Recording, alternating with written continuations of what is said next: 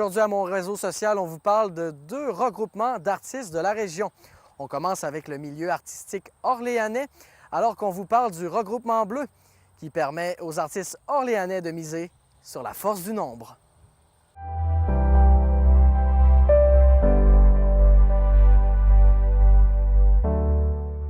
Madame Kelly, expliquez-moi un petit peu l'historique du regroupement bleu. Ça fait combien de temps que ça existe? Et au moment que vous avez décidé de créer l'organisme, pourquoi les artistes de l'île d'Orléans ont décidé de se regrouper justement ensemble? Premièrement, le regroupement a fête cette année déjà son 10e anniversaire. Nous aurons une belle grande fête cet automne, fête avec nos artistes. Puis, on se dit, ça fait plus de 10 ans là, les gens de l'île, certains artistes ont décidé de créer un organisme pour se regrouper. On doit dire que l'union fait la force. Donc, il y avait plusieurs artistes qui étaient chacun chez lui. Et ils ont décidé ensemble, quelques-uns qui se connaissaient, sont allés frapper à des portes, chercher d'autres artistes pour justement se créer une union et être plus forts pour aller chercher de l'aide financière, par exemple, et faire prospérer voilà, les artistes de l'île.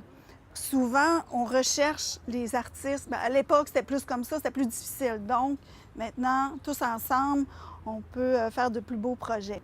Et combien d'artistes font partie présentement du regroupement, là? Bon, présentement, au total, on a 60 membres, je vous dirais environ, donc 36 artistes professionnels. C'est pas rien. Ce sont tous des gens qui ont une adresse à l'île d'Orléans, donc ce sont les habitants ou des gens qui ont un atelier à l'île d'Orléans. Puis là, vous me parlez des artistes qui font partie du regroupement, mais j'imagine qu'à l'île d'Orléans, il y en a plus que ça, des artistes. Est-ce que vous êtes au courant de certains artistes qui sont un petit peu réticents au regroupement ou s'il y a une belle unité sur l'île d'Orléans là, en ce qui a trait vraiment aux artistes, là? Est-ce qu'il y a une possibilité d'aller en chercher d'autres? C'est ça ma question. Bien, oui, il y a possibilité. Puis c'est pour ça qu'il y a un comité. Il y a différents comités qui sont créés suite à notre conseil d'administration. Donc, il y a des gens qui sont sur le dossier, qu'on peut dire, pour aller recruter d'autres membres. Alors, comme je disais, plus on est, plus grand on est, plus on peut se faire connaître. Et oui, il y en a encore d'autres à aller chercher. Donc, il va y avoir des petites perches à tendre, mais j'aimerais ça en apprendre plus aussi sur le fonctionnement. Vous me parliez de comité, là, justement. De quelle façon vous travaillez pour que ça soit le plus efficace possible? Là? Bien, tout d'abord, il y a un conseil d'administration qui est élu. Nous sommes 7 membres. Moi, je suis nouvellement élue depuis avril dernier comme présidente, donc j'ai repris le flambeau des gens qui ont mis 10 ans d'amour dans le regroupement. Il ne faut pas oublier que c'est un organisme à but non lucratif, donc nous sommes tous bénévoles. Donc, quand on est là, c'est parce qu'on a envie de participer à se faire voir. On veut aussi faire voir la communauté artistique aux gens de l'île, tout d'abord, et aussi à l'extérieur de l'île. Mais quand même, vous le dites, vous n'êtes pas payé, c'est bénévole, mais vous devez quand même en retirer des avantages, en voir des points positifs. Quels sont justement les points positifs là, de faire partie du regroupement bleu pour un artiste? Là? Bon, étant donné qu'on est un organisme à but non lucratif, on a la chance d'avoir des subventions. Donc, ça nous donne la chance d'avoir de plus grands projets. Et comme ça, bien, on peut se faire voir, on peut se faire connaître. On a un site Internet aussi qui est quand même vu par plusieurs personnes. Et grâce à des émissions comme la vôtre aussi, ça nous donne la chance à se faire voir par les gens. Donc, voilà. Puis là, aujourd'hui, on est à Heures et Reflets. J'imagine que vous encouragez aussi les artistes à participer à des événements d'envergure, justement pour faire rayonner les artistes de chez vous, de l'île d'Orléans. Ah oui, aussitôt qu'on a des activités vraiment intéressantes côté artistique, il y a toujours une communication qui est faite au niveau des artistes. On a nouvellement une infolette qui va aviser nos artistes à chaque mois de tout ce qui s'en vient, qu'est-ce qui est possible, qu'est-ce qui peut être bon pour eux, pour se faire connaître. Mais sinon, au niveau des défis, là, parce que j'imagine que ce n'est pas toujours rose, là, c'est quoi les embûches que vous avez traversées au fil du temps? Parce que ça fait 10 ans que ça existe et j'imagine qu'il y a des défis de tous les instants aussi. Là. C'était de se faire connaître, premièrement, par le regroupement des équipements culturels, par exemple. Au départ, personne n'était capable de s'affilier comme artiste avec ces organismes. Aujourd'hui, on a cette chance-là. On est connu quand même sur l'île d'Orléans. On a fait des expositions au Parc maritime à Saint-Laurent avec la chocolaterie, la Maison de nos aïeux. On est connu par plusieurs commerces aussi. Donc, c'est un avantage d'être maintenant parmi Bleu et d'être connu. vous êtes plus connu. Puis en terminant, j'aimerais savoir, êtes-vous satisfaite de l'évolution, de la progression du regroupement? Parce que j'imagine que quand ça a commencé il y a 10 ans, c'était pas la même affaire qu'aujourd'hui. Non, effectivement, au début, c'était entre eux, simplement, tranquillement, entre les artistes de chaque village de l'île d'Orléans. Mais maintenant, c'est plus que ça, c'est des gros projets, c'est de plus grande envergure, je dirais. Donc, merci beaucoup de nous avoir présenté l'organisation et longue vie au Regroupement Bleu de l'île d'Orléans. Merci. Madame Lachance, expliquez-nous un petit peu votre travail. Qu'est-ce que vous faites comme travail dans la vie, là? OK, bien moi, je suis peintre. Puis ma spécialité, je vous dirais, c'est la peinture en plein air. Donc, je pars avec ma boîte, mon chevalet de plein air, puis je m'en vais dans la nature. Idéalement, je fais des tableaux qui sont petits, là. On appelle ça des pochades. Mais des fois, je fais des tableaux plus grands, comme par exemple ça. Ça a été peint à Saint-François, sur l'île d'Orléans. Donc, c'est ça, c'est mon travail. Je travaille à l'huile, puis j'aime la nature, puis je vais peindre dans le bois. Puis vous faites partie depuis plusieurs années du Regroupement Bleu. Vous n'êtes pas payé pour ça, mais vous consacrez quand même beaucoup de temps à l'organisme. Quels avantages vous en retirez, justement, parce que j'imagine que vous faites ça pour une raison bien particulière? Oui, bien en fait, à l'île d'Orléans, il y a beaucoup d'artistes. Donc, c'est le fun de se regrouper de temps en temps, puis de savoir ce que les autres y font. Puis on a plusieurs activités. On a fait dans les dernières années, on a fait plusieurs activités qui ont été intéressantes, là, qui nous ont permis de mieux nous connaître, puis de connaître le travail des autres. Puis en même temps, d'exposer. On a eu plusieurs expositions de groupe. Avez-vous quelques exemples qui vous viennent en tête? Je pense au Parc maritime, il y en avait une belle, mais il y en a plusieurs autres qui vous viennent sûrement en tête que moi, je ne suis pas au courant. Oui, c'est ça. Dans les dernières années, bien, même encore cette année, on a les voiles. C'est le deuxième projet avec des voiles. C'est des grandes voiles qu'on expose à l'extérieur à partir de nos œuvres qu'on a fait imprimer. Ça, c'est la deuxième fois qu'on fait ce projet-là. Il y a eu aussi un livre qui a été tiré à partir d'une exposition qui avait été faite à la Maison de nos aïeux il y a 2 ans, si je ne me trompe pas. C'était pour illustrer des légendes de l'île d'Orléans. Donc, c'était bien intéressant, ce projet-là. On avait imprimé nos tableaux sur des grandes pastilles assez grandes, là, en aluminium, qui avaient été exposées dans les jardins de la chocolaterie de Saint-François, puis au Parc maritime de Saint-Laurent. Fait que c'est des projets le fun, c'est des projets rassembleurs qui nous permettent de travailler avec les autres. Et de promouvoir l'art des artistes de l'île d'Orléans. Parce que c'est ça la mission de l'organisme. Oui, c'est vrai. C'est seulement réservé aux artistes de l'île d'Orléans. Puis sinon, vous êtes dans le Regroupement Bleu depuis plusieurs années. J'imagine que quand vous êtes arrivé, c'était pas pareil que ça l'est aujourd'hui. Est-ce que vous avez vu justement une belle évolution, une belle progression de l'organisme? Oui, c'est sûr qu'au fil des ans, il y a toujours des membres qui se rajoutent. C'est intéressant, il y a de la diversité aussi, là. Il n'y a pas juste des peintres, il y a des sculpteurs, des auteurs, puis photographes. Il y en a toujours de plus en plus, puis c'est ça qui est le fun. Est-ce que vous êtes au courant des artistes qui ne font pas partie du Regroupement Bleu, qui sont peut-être un petit peu réticents à en faire partie, puis qu'il faudrait peut-être aller lancer des perches pour justement les ramener? Êtes-vous au courant de ce genre de personnes-là qui pourraient se rallier au Regroupement Bleu, puis qui sont peut-être un petit peu réticents, comme j'ai dit, là? Oui, bien, c'est sûr qu'il y en a sans doute, là. Est-ce que c'est un défi pour vous ou s'il y a une belle unité quand même sur l'île d'Orléans dans ce qui a trait aux artistes? Oui, il y a une belle, comment je dirais, une belle amitié entre les artistes, là. Je veux dire, le défi, c'est peut-être, oui, de recruter d'autres mondes, mais déjà, on est quand même, je peux pas vous dire le nombre exact, là, mais on est assez nombreux. Ça fait une belle gang quand tout le monde participe. C'est quand même un projet rassembleur pour les gens embarquent. Oui, oui, absolument, oui. Puis en terminant, on est à Art et Reflet. J'imagine que c'est important aussi de venir à des événements d'envergure de même pour faire promouvoir son art. Ben oui, il faut sortir de l'île. On ne peut pas toujours rester sur notre île, là. On essaie de sortir. Comme je voyage beaucoup, je fais plusieurs symposiums, puis j'essaie d'aller ailleurs aussi, là, pour faire connaître mon travail. Bien, merci beaucoup de nous avoir présenté votre travail et bonne fin de semaine ici à Château-Richer. Bien, merci beaucoup, ça me fait plaisir. Sur la côte de Beaupré, les artistes, les artisans et les intervenants culturels peuvent également miser sur la force du nombre grâce au regroupement des intervenants culturels de la côte de Beaupré qui existe depuis maintenant 3 ans. Il a été créé en 2014. Et aujourd'hui, on vous parle des différentes activités, des projets du RICCB, notamment le très populaire Circuit des créateurs de la côte de Beaupré.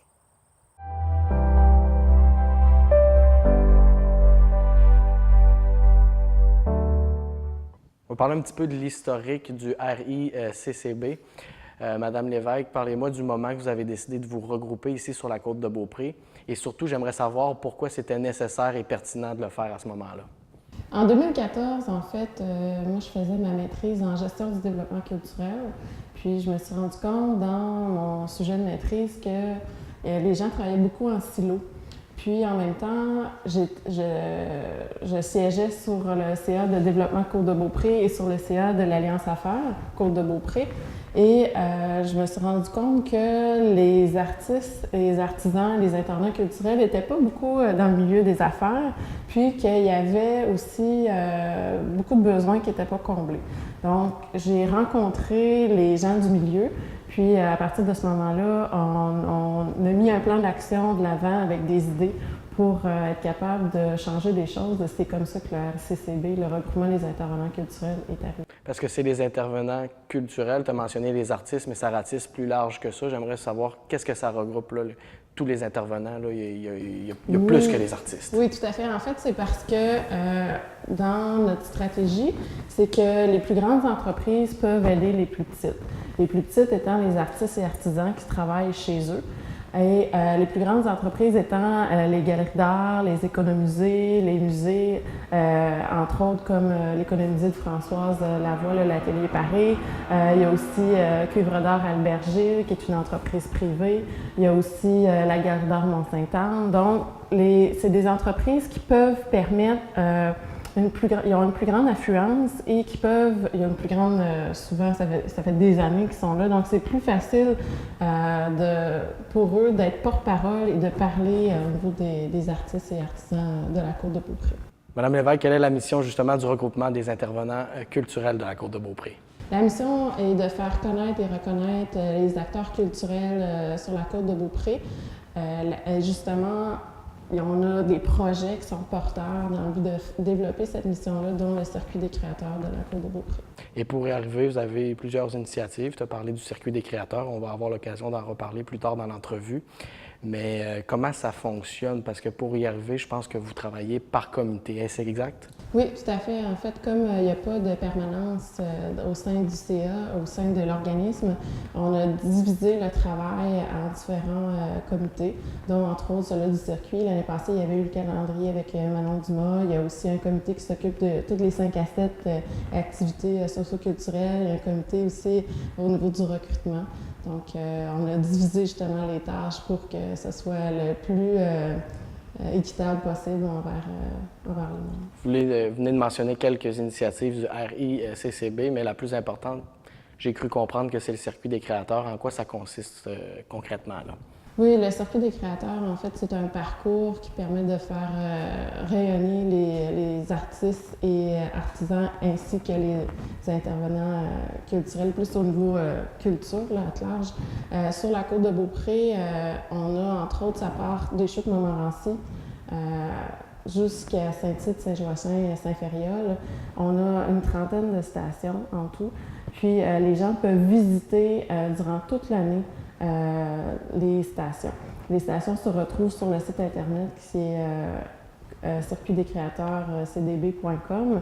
Puis sur le site, il y a justement toutes les photos et toute la description des artistes et artisans et acteurs culturels de la Côte de Beaupré. Et comment ça va en ce qui a trait au recrutement des membres? Là, ça fait 3 ans que le regroupement existe et là, j'ai vu que vous avez des nouveaux membres qui sont plus jeunes. J'imagine que c'est bon signe, ça. Oui, tout à fait. En fait, on a, comme juste derrière moi, entre autres, Jérôme Trudel, qui est un jeune artiste natif de Bois-Châtel, qui a 21 ans. Oui, il y a des nouveaux acteurs. Il y a aussi Création CR qui font partie, qui sont des artisans du bois. En fait, ça permet de démontrer que le circuit des créateurs est important puis qu'on est dynamique aussi. Là, quand on voit que les gens, à chaque année, il y a une augmentation d'inscription au niveau du circuit. Donc, il y a des belles réussites, mais il y a également des obstacles, j'imagine, qui se mettent sur votre chemin. Quels sont les plus grands défis auxquels le RICCB a été confronté là, depuis sa création en 2014? Je dirais en fait que comme on n'a pas de permanence, ça c'est vraiment un des gros défis parce que tout le travail est fait par les bénévoles.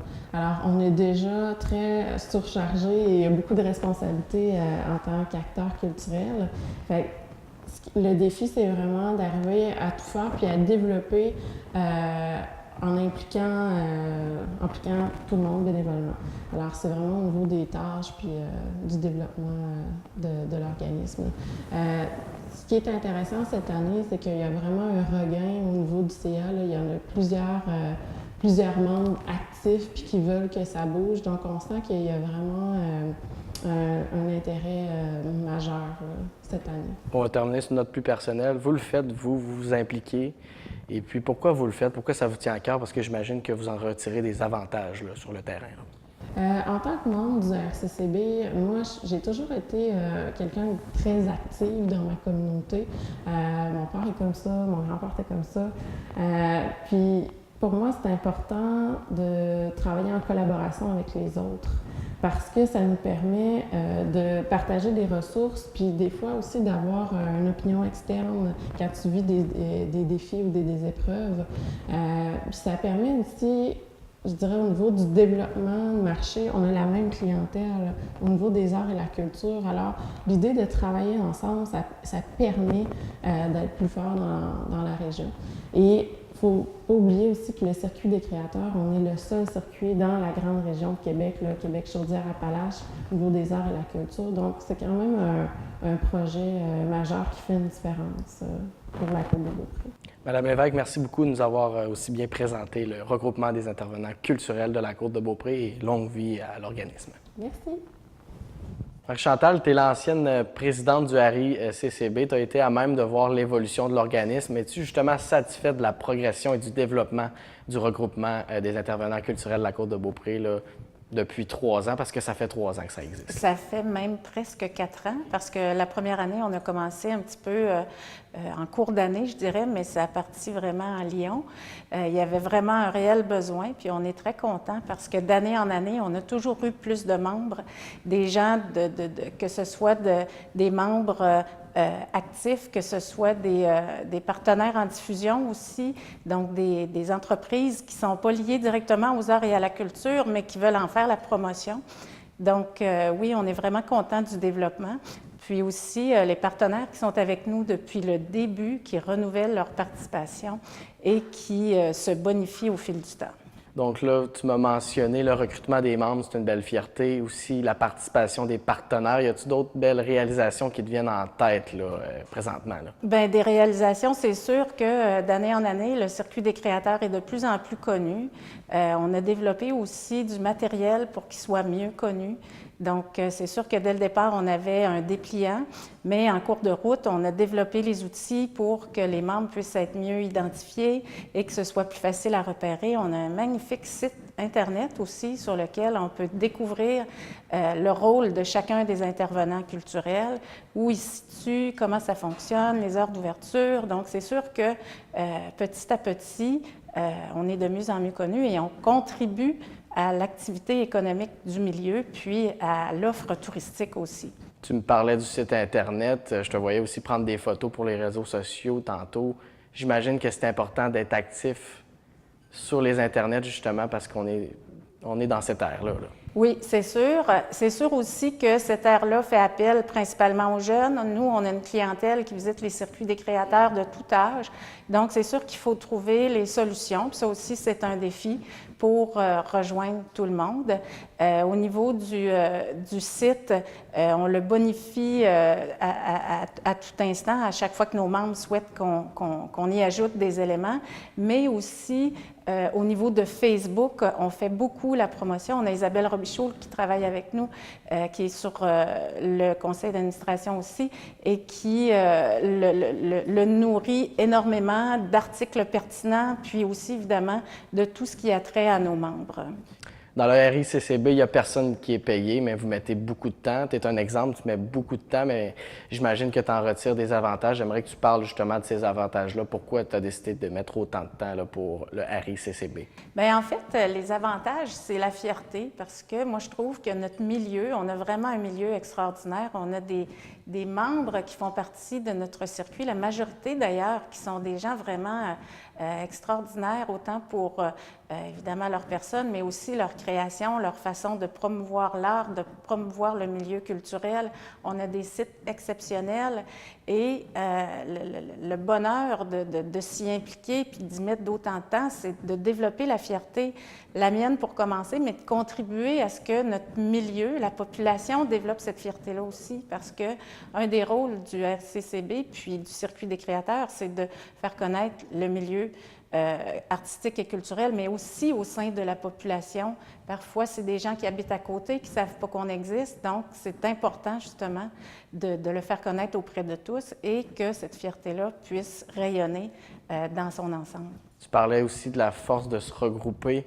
Tu étais fier aussi du recrutement des membres, mais est-ce qu'il y a une possibilité d'aller chercher d'autres membres sur le territoire de la Côte-de-Beaupré, des gens que vous savez qui ne font pas partie du regroupement? Tout à fait. Il va falloir lancer des petites perches. Là. Oui, tout à fait. On sait depuis le début qu'on a réuni tout le merveilleux milieu culturel de la côte, qu'il y a au moins 120 intervenants culturels sur la côte de Beaupré. Des intervenants qui ont, en fait, qui œuvrent dans différents domaines des arts et de la culture. Et donc, ces gens-là, bien évidemment, c'est un début que là, on a une quarantaine de membres parmi notre circuit, mais évidemment, on va en vouloir davantage. Et au sein du RCCB, bien, on a à peu près 80 membres, si on calcule l'ensemble des participants, les partenaires financiers, des membres, d'autres membres actifs à l'extérieur, puis des membres amis aussi, parce que chacun qui veut devenir membre du circuit, chacun qui croit en la culture comme moteur de développement économique et d'accueil aussi dans son milieu, bien, peut soutenir le regroupement et puis être membre ami du RCCB. Madame Lachance, j'aimerais que vous mentionniez les différentes personnes qui sont impliquées. Là. Combien de personnes sont impliquées au sein du regroupement des intervenants culturels de la Côte-de-Beaupré? Bien, on est une belle gang, sincèrement. On a un conseil d'administration qui est composé de 7 personnes. Donc, à la vice-présidence, bien, à la présidence, on a Annie Lévesque, évidemment. À la vice-présidence, on a Denis Lebel. Ensuite, comme secrétaire, on a Manon Dumas. On a aussi Alain Viault qui s'implique. On a également Marc Arsenault, puis, comme mentionné aussi, Isabelle Robichaud, qui est notre webmaster. Puis, on a aussi, pour le circuit des créateurs, Roxane Gingras, qui est chargée de projet. Puis, on a également notre graphiste, Steve Marois, qui est très impliqué. Puis, évidemment, Annie Turmel, qui est là pour nous aider à financer tous ces beaux projets-là. Donc, on a vraiment plein de gens aussi là, que je ne nomme pas, mais qui font des petits bouts de chemin et qui font en sorte qu'ensemble, on est plus fort et on va plus loin. Bien, moi, mon nom, c'est Denis Lebel, puis je suis ferronnier d'art. Un ferronnier d'art, c'est dans la famille des forgerons. Le métier il est né au 10e siècle. Dans la famille des forgerons, on peut retrouver des couteliers, des armuriers et le maréchal ferrant aussi. Fait que ce métier-là, il est né au 10e siècle en Europe. Puis sinon, vous faites partie du circuit des créateurs. Ça fait combien d'années là, que vous faites partie du circuit? C'est ma 3e année que je fais partie du circuit des créateurs. Et là, ça a été une décision quand vous avez décidé de joindre le regroupement des intervenants culturels de la Côte-de-Beaupré. Pourquoi avoir décidé de joindre ce mouvement-là des artistes qui se sont réunis ici sur la Côte-de-Beaupré? Bien, pourquoi c'est... Bien, la Côte-de-Beaupré, elle a un cachet, mais c'est un territoire de passage. Hein. Depuis des années, on voit ça avec le boulevard Sainte-Anne. On a Québec, on a l'île d'Orléans, on a le Charlevoix. Fait que la Côte-de-Beaupré est comme, c'est comme un terrain de passage pour les gens qui veulent aller visiter.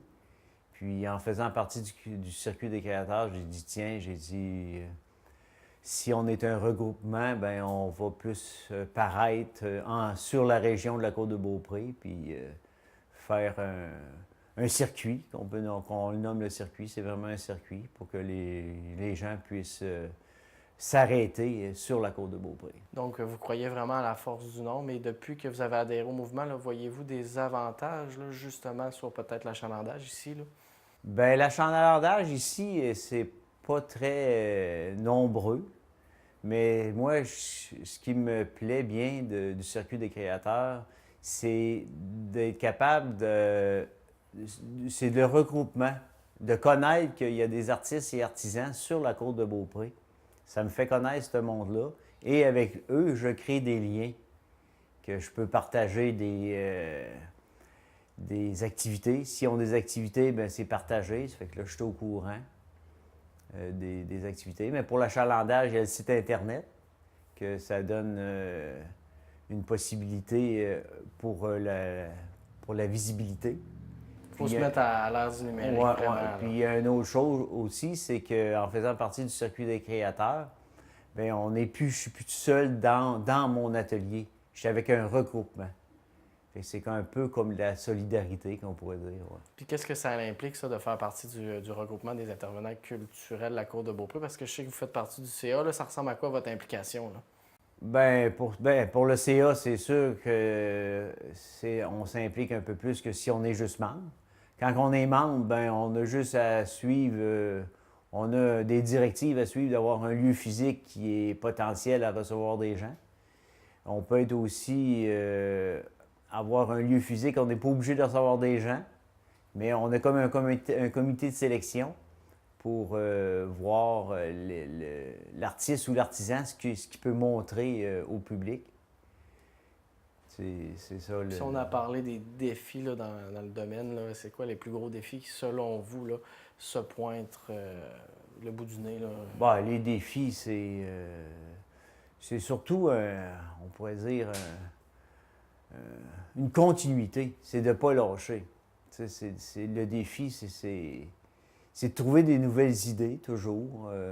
D'innover. Oui, puis d'amener les membres à... Tantôt, on parlait des membres, à qu'est-ce que ça implique? Bien, c'est de nourrir ces membres-là pour ne pas les perdre. Puis pour nourrir ces membres-là, bien, ça prend des activités. Entre autres, comme là, cet automne, on travaille pour une activité chez Ni Vu Ni Connu, une exposition collective qui va représenter les membres du circuit des créateurs. Donc, des projets communs. Des projets communs, oui, oui, oui. Voilà, c'est tout en ce qui me concerne pour l'émission de cette semaine. Ne manquez pas l'émission de la semaine prochaine, alors qu'il sera question de 2 organismes qui participent activement à la diffusion et à la sauvegarde du patrimoine de la Côte de Beaupré.